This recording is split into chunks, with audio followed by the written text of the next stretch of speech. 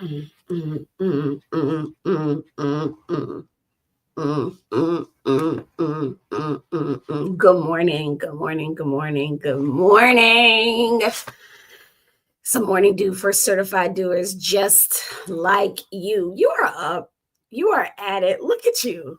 Look at you. Look at us getting up this morning, doing all the things. Well, not all the things, just this one. And I'm glad that you're doing it with me. I'm Jackie Glass, Mama, Navy vet, certified doer, and the laced up legislator for the House of Delegates, 93rd District. Let's go.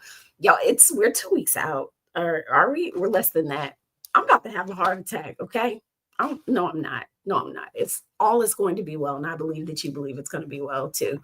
We got work to do. I said we got work to do. Brian Daniel, good morning. First of all, I'm gonna show Brian Daniel. I'm just gonna say this. I want to thank you for being such a great human being and a great doer and always sending me the happenings and just keeping me abreast of the things that are going on. I appreciate you and for just showing up here every morning. Ladies and gentlemen, Brian Daniel, everybody. Brian Daniel. I got so excited I forgot to hit start on Instagram. See there, see what look what you made me do. All right, so here's a couple things, right? Today I've got a guest, which is going to be really cool. I've got an amazing guest today that we're going to talk about some connection between what's happening at the federal government, what's happening at the local government, and how you all can help be good neighbors with our neighbors, because doers get more done, and we need doers that are about that action, that are willing to step in, even when it's not your space and place, and say, look, not today. We're not doing that. I don't care if you at the federal, the state, or the local level. Not today in communities. Look, we trying to. Yeah. I like that. Not today in communities. Good morning. A shout out to Jessica Anderson who joined us. This woman is on the ballot. Can y'all please just send her some good juju if you're on Instagram or place? Just send her some good love. I remember being I've never had to run a race like she's running ever in life. So shout out to her and her kids and her partner for being just good people in the work. But please, folks, when they step up to run, this is her second time though.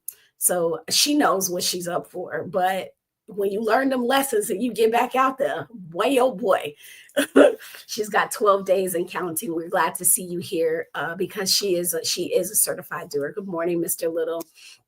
Good morning, David James. So here's the deal. I've got a couple things you can be a part of. I'm in the NSU parade on Saturday. If you want to be in the parade with us, DM me. Like, come walk the parade with us. Like, let's have a good time. Hug some kids. Love on some grandmas. High five some millennials. What else we gonna do? Say 6'7" with the just kidding. I'm just kidding. I don't want to do all of that.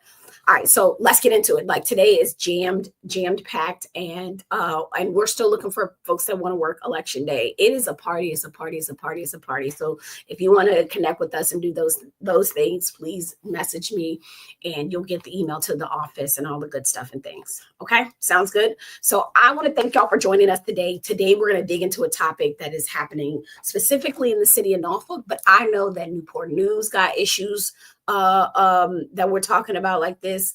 I know that there are other Virginia Beach. They had some issues with things like there are other places in the Hampton Roads and across the country that are seeing what happens in Norfolk. It's like to say it's Groundhog Days on specific issues like this. What I want to talk about today is what it means when heavy industry and our residential neighborhoods live side by side. And drop in the chat if you know a neighborhood where you got a big, I was going to say a big ass industry, but that is big industry and a neighborhood living side by side. And whether or not those industry behave as a good neighbor and what happens when those relationships break down. In our national landscape, y'all, we're seeing these headwinds under the Environmental Protection Agency, EPA, federal government. There has been a sort of retrenchment of environmental protections, whether if you have been paying attention, you know, but now you hear, so I'm telling you. Particularly those things, protections have been aimed at sort of had been aimed at safeguarding low income communities, historically Black neighborhoods. For example, the Trump administration removed the ability to do. I was just watching this guy who said, hey, look, we went to a neighborhood. We said, hey, there's a particular neighborhood in the city that needs more trees. We've got the data on it. There's a need there. And because that neighborhood was historically Black, they said, no, like, you're doing DEI work. And so what we're seeing is that they're eliminating key environmental justice and data monitoring tools they're rolled back or even being eliminated. Many of that is overburdened communities of color, right? Or low income communities, indicating that there's a target on our backs to make us sicker, to make us tighter, and quite frankly, to allow big business to be whomever they want to do. That means places like ours, where we have industrial yards, shipyards, ports, freight couriers, touch all of these neighborhoods, such as the neighborhood on the south side of Norfolk, is right now in a very vulnerable place. And we're going to have a guest. And I wouldn't say this without putting into context what people like me should be doing at the state level. On a state level in Virginia, our primary, do you guys know who regulates us at the state level? Drop it in the chat if you know who does the state regulations for environmental issues and concerns. So I'm not going to say it, and I'm just going to give a doer that knows it. Drop it in the chat. So we have an agency, which you're going to drop in the chat, that administers state level and federal level regulations for air quality, for water supply, for land protections across Virginia. And its statute includes language on environmental justice. For example, Virginia law defines environmental justice as the fair treatment. I'm putting fair because guess who does that? Fair and meaningful involvement of every person, regardless of color, race, faith, national origin, faith, disability, or income, in development and implementation and enforcement of environmental laws and regulations and policies. Ooh, nope, nobody put it in the chat. Y'all don't know this state agency, so we're gonna learn today. Oh, Brian Daniel, get it? He said the DEQ. The DEQ, that is correct. And the DEQ stands for the Department of Environmental Quality. So in Norfolk's case, y'all, where industry neighbors such as the shipyard, again, we got a shipyard, we got heavy equipment yards, we got the port, we got freight, all this stuff I just listed, they are sort of an economic backbone for our city. We get that, but they're also a neighbor. And one neighbor that I'm severely disappointed with is the one on the south side, Kiwanis. If y'all haven't heard, y'all say it with me, Kiwanis. Yeah, them folks. And I think we'll get into why this means so much to me. As I got the opportunity to go to, on a whim, on a lark, I sat at a planning commission meeting where I watched this CEO to this company just be one of the nastiest people that I like business wise, the way he spoke to folks. It's that feeling you get when you're dealing with someone who feels like they're entitled to do whatever it is that they want to do, and whatever they choose to do is enough, and you should just eat shit like it's chocolate ice cream. I had a physical reaction to this man speaking about the community. So like Kiwanis on the south side, and these are the questions I want you to ask ourselves today. Are we truly being treated as a valued neighbor by these industries? Based off of the guests we have, do companies and government agency recognize the right to breathe clean air, to drink safe water, to feel safe from industrial hazards, and live in a healthy environment? Right? Think about those things. Do you think that you have the right to those things?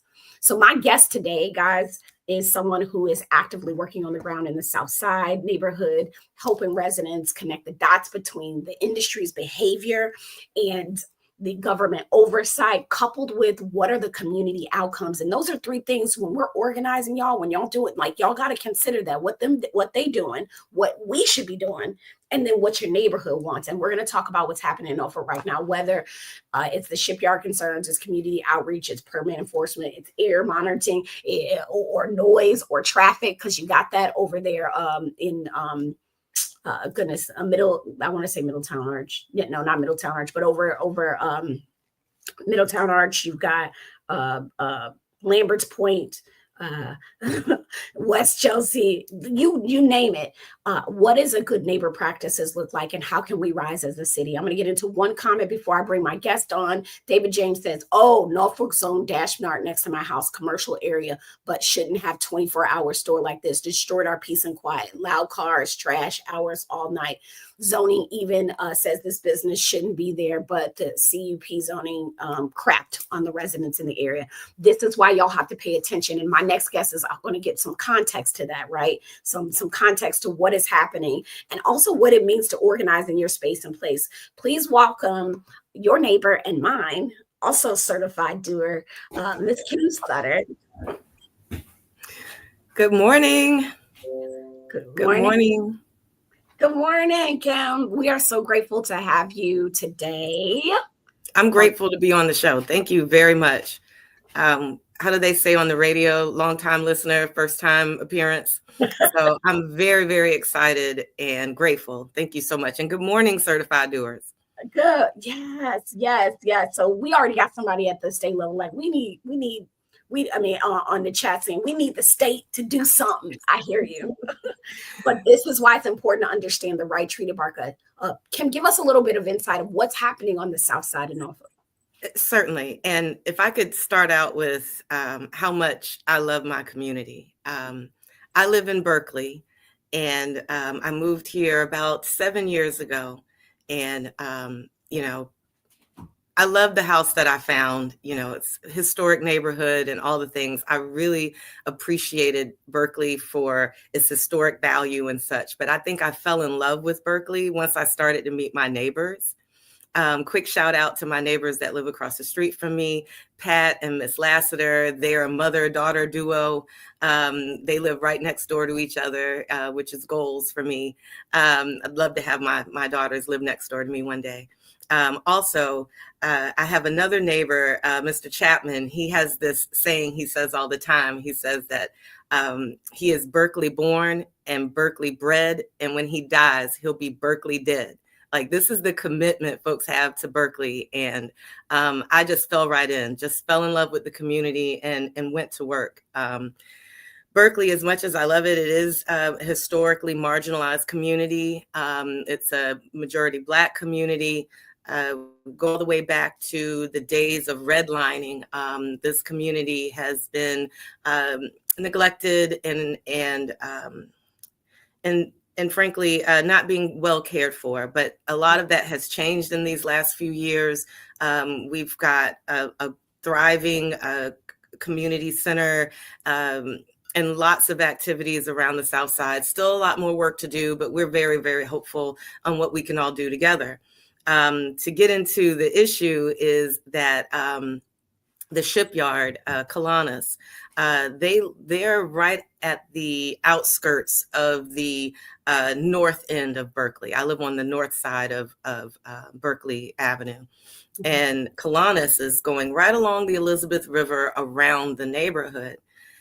And though they've been around for 150 years, it's really been the last 15 years or so that they've extended their footprint for, I guess, west of the Pescara Creek.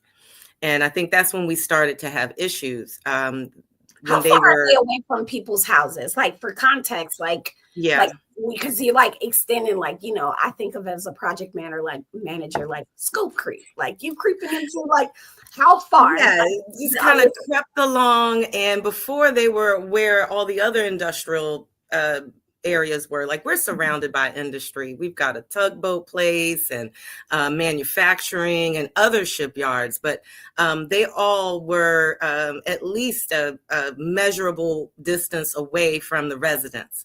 Kiwanis has been purchasing properties that were previously identified as residential, and they buy them and they kind of remove them and have crept along the Elizabeth River. And now today they're going for another property that was zoned residential and extending their operations even further. Yeah. And, that wouldn't be so bad. Just to be clear, I'm not against shipbuilding by any measure. My father, John Graham, was a welder, a shipbuilder, had been doing it since he was drafted in the Navy, back in the late 60s. We lost him this past May, but I tell you what, people came to his funeral and was talking about how he could weld two pieces of metal together like they were born that way. I have no beef with shipbuilding. What I'm concerned about is the practices of Kiwanis. They have an operation that goes, they're wanting to go 24 hours, and they push the limits of the parameters that they currently have in place. I work from home, and so there'll be days where I'm working and my whole house will just shift. And it's like, oh, well, I guess Kiwanis dropped something pretty big because the whole neighborhood shook. There's light pollution. I took a picture not long ago and asked people, like, based on the picture of the sky, what time of day would you think that is? And folks were like, oh, that's about sunset, or maybe, sunrise, somewhere in there. No, it was midnight. It was midnight. We had folks that have, respiratory problems, asthma, high blood pressure. Our health is being impacted. And then we can get into the environmental stuff too, right? Because the waterways are contaminated. We come out and find thick layers of residue on our cars from the sandblasting. Hold on. And yes, ma'am.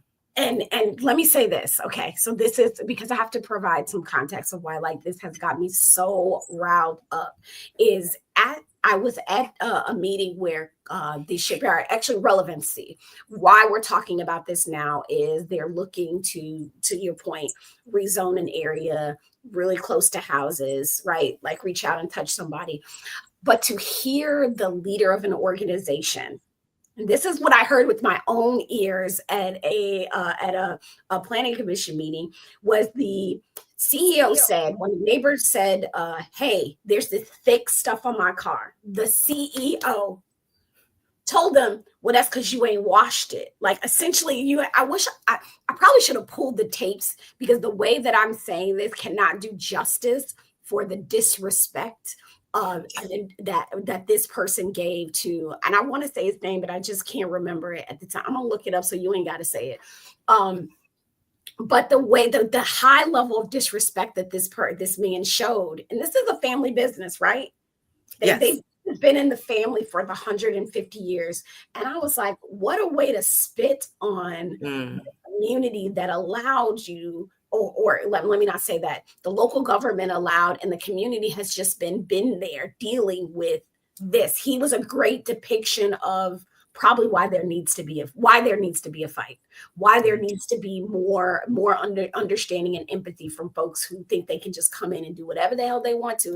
And drop it in the comments if you got someplace in your backyard or back home, or that is near and dear to you, that may be in a situation where, look, they don't have good industrial neighbors. So go ahead. So you'll come outside sometimes and you'll have the thick stuff on your car, which he said is you need to wash. Thick layer. We just need to wash our cars more, which we do need to wash our cars more because of all the residue that gets on it. And it's not just like a regular hand wash or whatever.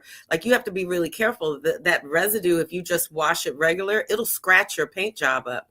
And I love my car like most people do, but I think about if it's in the air and it's on my car, I'm also breathing it. For sure. Okay. When I change out the filters in my house, which I have to do more than once a month, it's thick. I can only imagine what we're breathing. And then, when we ask about accommodations, our requests are minimized, to your point, Delegate Glass, and kind of kick the can down the road for years, doing the least. And if they are allowed to expand, we should just expect them to do the same as what they're doing now, or worse. And, and there's talk about jobs, and, that makes sense, but very few of the jobs are actually given to people that live on the South Side. They have 800 or over 800 employees, but only about a dozen of them live in Berkeley. Yeah. So they get all the profits, and the community, we get all the risks. Yeah. So that doesn't seem fair to me, and it certainly isn't a good neighbor. I think that, oh, go ahead. I interrupted Well, you. no, you didn't. I was agreeing. I was agreeing. And as I look at, because earlier we had someone in the chat like the state needs to do something, right? Is that you mentioned in the beginning that your space and place, and this is on the south side of Norfolk. Berkeley is on the south side of Norfolk. Is that you've got a lot of people over there polluting, right?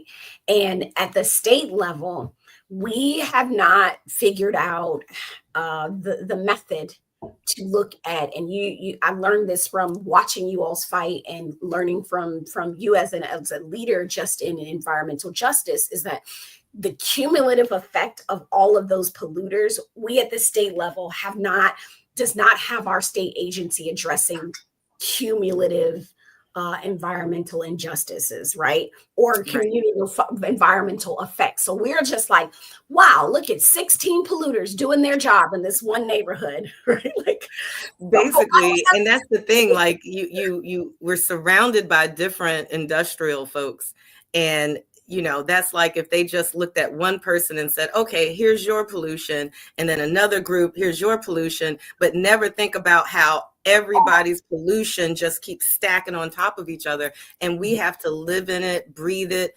There are folks that they've planted gardens and they can't eat the rinds on their cucumbers because it tastes funny. It's so much. And that's what we've been, when I guess that's the frustration, right? It's like we're told, oh, well, this is just kind of how it is. It's always been that way. yeah. These are the choices you made. Like, wait a minute, there are people that have lived here for 3 and 4 generations. Yeah. I know folks that my elders who have told me that they were born in the house that they live in today and plan on leaving it to their children and children's children. Yeah. So this is about legacy. And again, we're not saying that we can't coexist. I believe we can. We're just saying that we want them to be good neighbors. If I live next door to you and I was playing my music loud on all hours of the night, or, if I'm, power washing my house and all the dirt and stuff got on yours, you would not think I was a good neighbor. And that would be reasonable. We're asking the same thing of our industrial neighbors. Be good industrial neighbors. Yeah. Yeah. And look, you got people riled up. David James. He says, I'm in it now, the fight against, and the fight in your backyard, because I want to bring it back to the action too, Kim. He's like, I'm in it. This fight against dash marts going in residential neighborhoods is making national news. And to your point, he said, I'm considering selling my home, but I love my neighborhood. And you led with that, the love that you have for your community and his representatives. But we need help. Citizens need more tools to fight when cities won't. Lawsuits, right? And you got to have like money to do lawsuits. So Kim, walk us forward to what the fight is now, like what is happening now, what it looks like, and how doers can be involved, or how they can start taking action in their backyard. Well, first of all, I want to just big shout out to the love in the chat. Thank you all. But I also want to say to Delegate Glass's point is that this is happening to Berkeley right now. And it's happening to the young man you were just talking about in his neighborhood. It's happening in your neighborhood. It's happening all over the city and all over the country. So today is Berkeley, but tomorrow it'll be you. And as good neighbors, as certified doers, we are asking that we ask for your support. The rezoning will come before City Council this Tuesday, October 28th. And we would love to have your support. We believe it is going to be on the 28th. So if you would, I think on the scroll here is our link tree. If you go to our link tree, you can find a petition that you can sign, and you could also sign up for updates. And so we could send you confirmation of when this will be heard at City Council. We would love to have you sitting beside us and having your support. You know, a lot of people say that you can't beat big money, you can't beat big industry, but we're not outnumbered because we're organized. And having folks with us just sends the message to all the decision makers that, again, we're not anti-business, we're pro-good neighbors. And so as good neighbors, we show up for each other. And that's my ask of all of you today. And I want to underscore the aspect of doing and understanding how everybody's lives is legislated, right? Like I feel that like that is the truth. Our entire quality of life is legislated. Some of it happens at the federal level, which in relations to this, we just see the federal government making it easier for industries and industrial neighbors to do whatever the hell they want to do. Just like, hey, we don't need red tape. What for? Why? Why would we protect people over profits? Like, why would we do that? They say that with a question mark. At the state level, the elections we have coming up in 12 days is we're going to decide what half of the legislative branch looks like, what our entire executive branch looks like.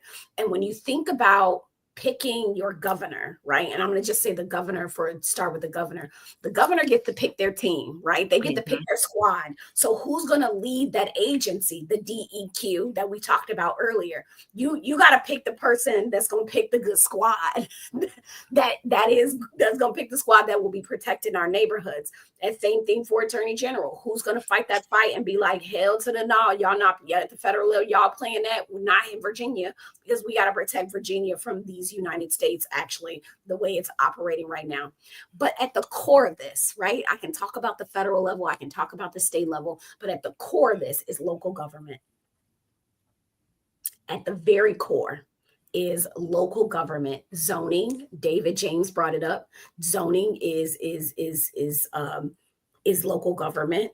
Accountability for how businesses behave, business license. David James brought up of CUP. David, I love it. He said, right, not anti-business, just act right. Just act right. That's all we're asking. Just do right. Yes.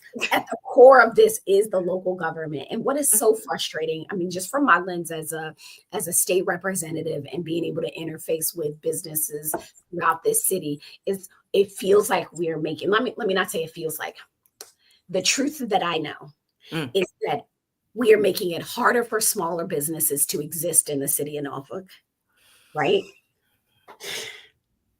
And much easier for our big industrial partners to do whatever the hell they want to do. And that is my perception. And I'm saying this as someone who has called the Department of Economic Development, has talked to the Commissioner of Revenue, has talked to representatives both at the state and local level about what's happening. And you all, we need you in the fight. Backyard. This is backyard law.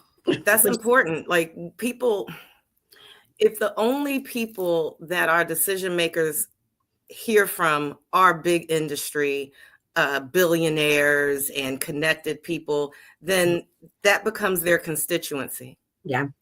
We have to get involved. We have to say, hey, this is what I want. And that's what we're trying to do here today. We're saying we want good industrial neighbors, industries that employ the people that are closest to them, protect their neighbors, and also respect them enough to hear their concerns and work together in solidarity. We have to, and this goes beyond just this particular fight, right? This is the fight.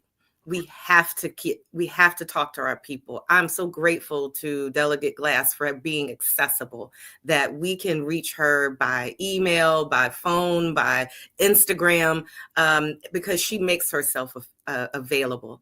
And we need more of that from all of our decision makers. And they, like I said, they have to hear from us. we've got to step out of our comfort zones and go to the meetings and speak out, even if our hands are trembling, even if we're all we have is our gut feeling that something isn't right. We just show up anyway. And that's really what we're asking. We're not, again, not anti-business. We just want to make sure that Kiwanis, that they become good neighbors, and they still have that opportunity. So what we've asked, again, with this rezoning, is that there is protections in place, conditions for their approval. And when I say their approval, I mean our decision makers, our city council, and all those folks, right? Like, they need to be the ones to say, obviously, we want to see a family business thrive, but not on the backs of vulnerable communities. So here are the protections that are going to be in place, and this proves that we can work together. And until that happens, this should not be approved. So question, because Sure. like the average person might not understand like what kind of protection, what can the locality even do? What do you want? So like tell them like maybe some examples of what protections look like. Well, one of the protections, and it just makes sense to me, is to make sure that as Kiwanis has their operations, that they're not so close to a residential home that it can be seen from their bedroom window.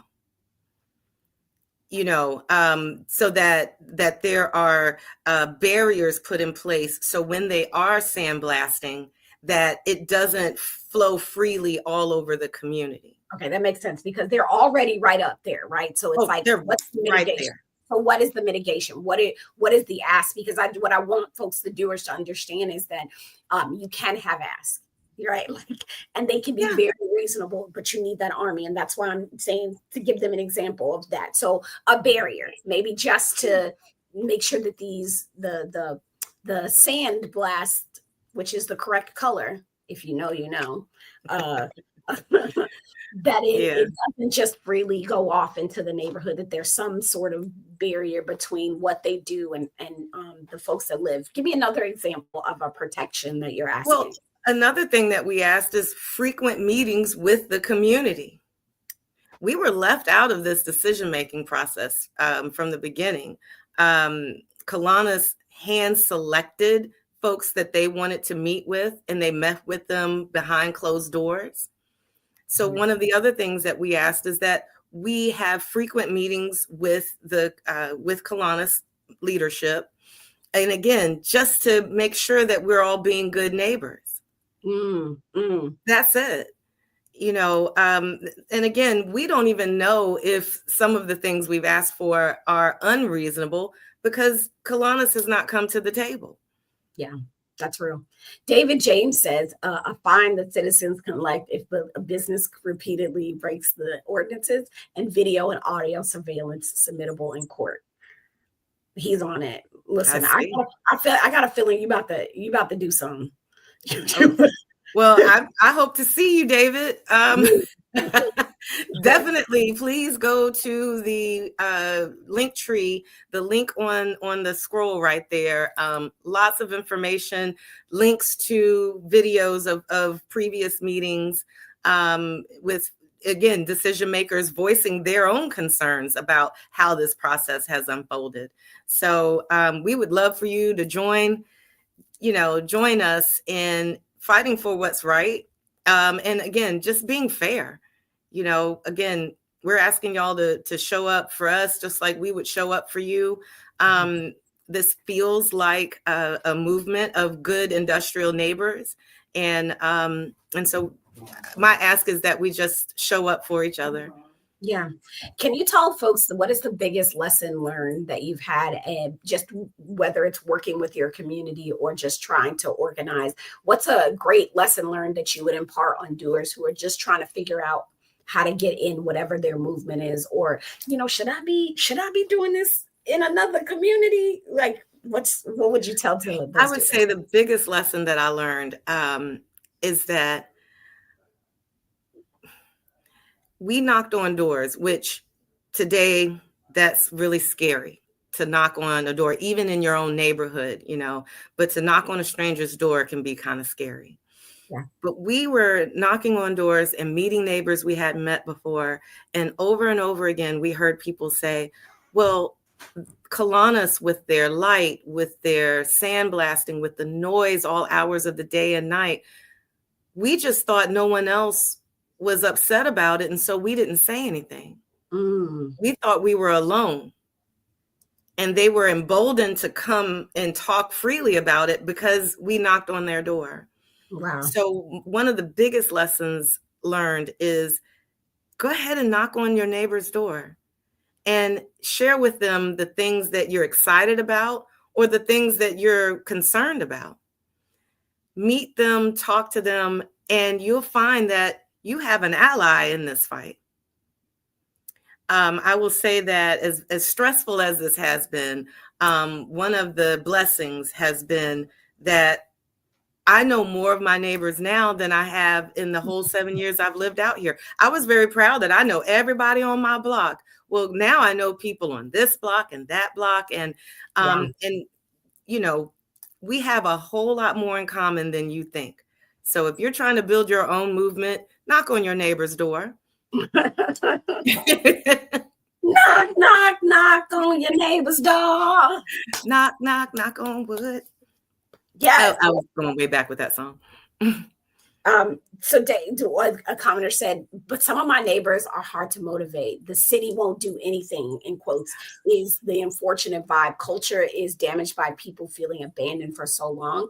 And when there's a fear of repercussions, that's real too, right? We do have a shadow government. We do have folks that just don't we have had folks that have not really felt like they care too much. So I would say to this person is that if you're in the city of Norfolk, leadership has changed a bit. There's some spaces where I think there are members of council that you could probably get to and have a real candid conversation about where you're trying to go, especially when you get new folks coming in, right? That like I would use that as an opportunity to help them guide, right? So don't give up. And some of this is you seeing those benchmark movements and then people join in. It's nothing like seeing somebody doing something and then people like, oh, okay, I didn't even know. So people like, can I say what your background is? What can you tell them your background is? Well, I have, ironically enough, my background is in environmental justice. I have been doing environmental justice work for close to 10 years, organizing people and bringing awareness to environmental injustices, but also working really hard for environmental justice. So we're not just fighting against things, we're fighting for things too. I think that, we've been, I'll say Berkeley and the South Side, we've been in quite a few fights over these last many years. And, one of them most recently was for consideration with the Seawall project with the Army Corps of Engineers. And to your commenter's point, we had a lot of people that said, well, they're just going to do what they want to do. Yeah. We're just going to get left out again, as we've always been left out. Mm-hmm. And, what I've told my neighbors and what we've kind of encouraged each other with is like, you might be right, but we're just going to keep going. Yeah. We're just going to keep on down the road and make them tell us no to our faces. Yeah. So, and I get it. Like after years and years and years of being downtrodden and talked about and neglected, I guess my thing is like, well, why not now? Why not now? Why not stand up now? Why not just say, you know what? This is it. This ends now. This ends here. And, but I get it, but that's, if I can have one quick little rant about oppression. The way oppression works is to hold you down long enough so that you believe you belong there. So then they can take their hands off of you and going on about their business. And you just keep staying down there because that's where you've always been. That's where that they've always done this. And so if you do what you always done, you're going to get what you always got. We have got to do something different today. Stand up. Stand up. They're going to do what they want to do. Well, they're going to have to do it with me on my feet. I'm not going to lay down and let this happen. Thank you. Thank you for letting me rant. Yes. And I want to shout out when people feel like folks are doing good work. Commenter said, yeah, JP has been helpful on some issues. Clanton and McGee seem very motivated for the people, right? Stay on them. I would say the same thing to me. Like, I'm super motivated. Stay on my ass. Stay on them too. Like, get at our necks. We asked for this, and we come back every 2 to 4 years and ask to do this again. And so if you're going to ask, you better do a good job in between that time that you ask. So that is a beautiful thing. If you've got a line of communication, and then maybe even ask them, I want you to knock doors with me and talk to my neighbors about this issue we got going on. I need you to get connected. Like, give them the opportunity to serve, because sometimes at least I know I'm being pulled in a lot of different directions. And I ask people, like, help me help you. Tell me what does help look like for you? Guide me, because I need the community leadership as well. So that would be a good suggestion, is like, look, go to those houses right by that mark. To Kim's point, like, we're not going to do it laying down. You're going to stand up and walk this block with me. Well, and I also want to say that we have support on city council. We have support. So we just need to double down on it, just make sure that, as you invite your city council members to come and tour your communities, will you please, like, put a little plug in for Berkeley and tell your council members, like, hey, I heard about this thing that's going on with the shipyard and the community in Berkeley. I'm deeply concerned about it. You might not live in Berkeley or even on the South Side, but your city council person hearing directly from you goes a long way. So definitely invite them to take a tour of your community. If you have an industrial neighbor that could improve their relationship with the community, let your council member know. I think David James has said a couple of times about an industrial neighbor that he has. Let your council people know. If they don't hear from you, they don't know. So, thank you. All right, we're going to get ready to wrap this up, because, great conversation. Miss Charlene, I want to give it, she said a few years ago, a property near J. Costco became vacant, and the new property wanted to put in a plant that would be harmful to the community. It was defeated through a concert effort by everyone. People came together and showed up in such numbers, they had to move the meeting room. Girl, tell them. Miss Charlene don't play, though. No, she don't. Miss Charlene don't play. And she says the community won because they didn't put the business in that space. Yes. Right. That's a huge deal. Let's celebrate that win. Come on.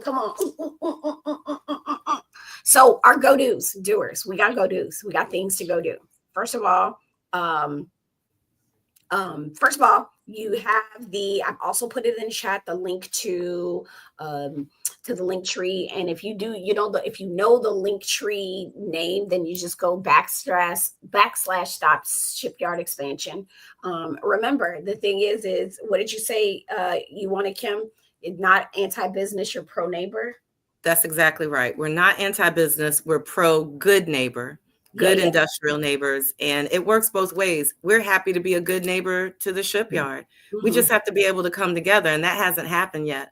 So until that happens, we're saying that this rezoning should not be approved until there is a coming together of the community and the shipyard, so that we can get on one accord. Yeah, Kim, where can people, if people wanted to connect with you, because I got some folks on Instagram, they're like, please reshare her info. How would one connect with you? So the link tree has a way for us to stay involved. Yep. And let's see. I think I do have a hotline phone number. Let me make sure. That number, if you can text this number and we can stay in communication. That number is 757-317-1416.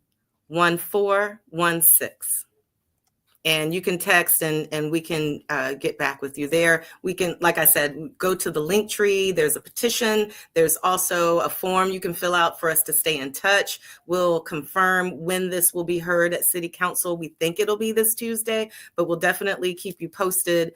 Yeah. I'm just really excited. Thank you all so much for the support. Delegate Glass, I can't thank you enough, again, for just being a community advocate and just a certified doer and encouraging all of us to be certified doers as well. I appreciate you. Thank you so much. You're very welcome. We're going to get at it. Look, David, not playing on that light pollution. I'm here for it. And we got to teach people that that's a form of pollution too, right? It is. Love it. I love to see it. Super grateful. And thank you, Miss Kim Sutter, for caring loudly about your community. Ain't nothing wrong with that. Ain't nothing wrong with that. And I'm asking you, doers, to join in, right? Because it doesn't have to be your space and place for you to care, because it could be your space and place next. And the thing about doers is we show up, right? We show up. We understand that it may not be my neighbor, but it's my assignment. Man, that's go. The word. So until next time. So we'll give Kim a see you, Kim. Don't leave though. Don't leave. I'm just pulling you out. We thank Miss Kim Sutter. We thank the community of Berkeley for having the fortitude to say yes to themselves, and wishing them the best of luck and blessings as they get ready to take the next step in this, and hopeful that their leadership listens. That's all. Yes. All right, doers. Hey, so listen, you got something to do, because some of y'all, I know y'all was looking for something to do. I know you was looking for something to do. I know you wanted something to do. But what I'll say is there's so many opportunities. I appreciate you all for joining us this morning. If you have any questions, comments, and concerns, do not hesitate to reach out to the office. Again, if you want to be in the parade with us, the homecoming parade, you can message me on Instagram, give you the information where to show up, how to show up. We're looking for folks that want to work and party with us election day, because that's a whole thing. That is a whole thing. But it's opportunity. I will look at that. It's 7:50. I'm going to catch y'all on the flippity flop, because there's so much to do. David James, as always, hot in the chat. I'm so grateful for you for that today. Thank you, one and only Misha, Miss Charlene, Gwendolyn, all the folks, I know Brian Daniels going, all the folks that commented. You are what makes this great. I cannot wait. If you got a topic that you want us to talk about on the morning, shoot me a message the night before. Shoot me a message Wednesday night or Tuesday or whatever, and say, hey, Delegate Glass, talk about this thing, because I'm always looking for the things. We like to run our mouth, but we like to back that up with action. Back that up, right? All right. So I'll catch y'all next time. Till next time, I'm Jackie Glass, Mama, Navy vet, certified doer, and laced up legislator for the House of Delegates 93rd districts. Yo, certified doers, and what? We get more done. Home Depot don't sue me, because everything over here is proper. No propaganda. Be well.